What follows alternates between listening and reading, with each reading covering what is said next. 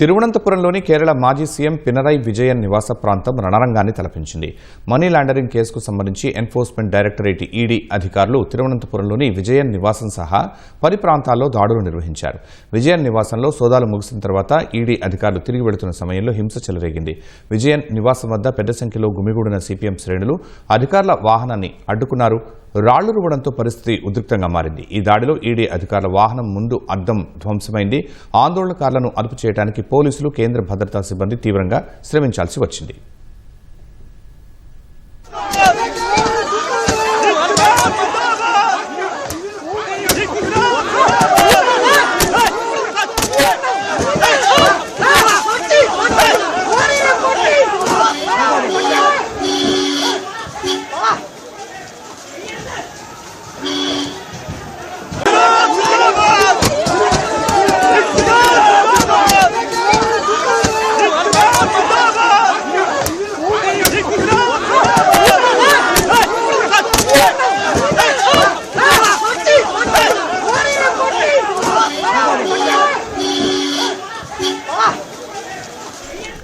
Cochin minerals and rutile limited CMRL నుంచి మాజీ CM Vijayan కుమార్తె టి వీణకు చెందిన ఎక్స్లాజిక్ సొల్యూషన్స్ కు 2.73 కోట్లు దక్కాయి. దానికి బదులుగా ఎలాంటి ఐటీ సేవలు అందించలేదు.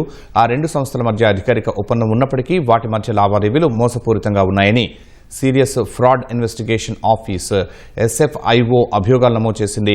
2023 ఆగస్టులో ఈ వ్యవహారం వెలుగులోకి వచ్చింది. 2017 నుంచి 2020 మధ్యలో CMRL నుంచి 1.72 కోట్లు పొందినట్లు ఆరోపణలు ఉన్నాయి.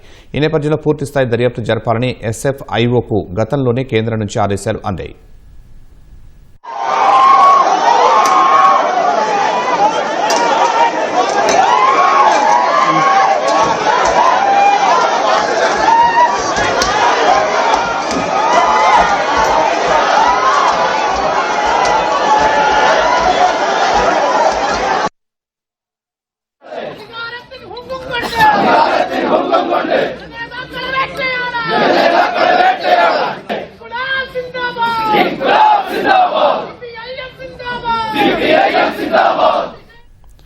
ఈ వ్యవహారంపై మాజీ సీఎం విజయన్ కుమార్తె వీణపై ఈడీ అధికారులు మనీ లాండరింగ్ కేసు నమోదు చేశారు. ఈ క్రమంలోనే మాజీ సీఎం నివాసం సహా పలు ప్రాంతాల్లో ఈడీ సోదాలు చేపట్టింది.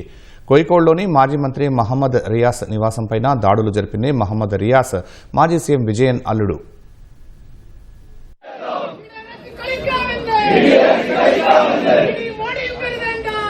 మోడీ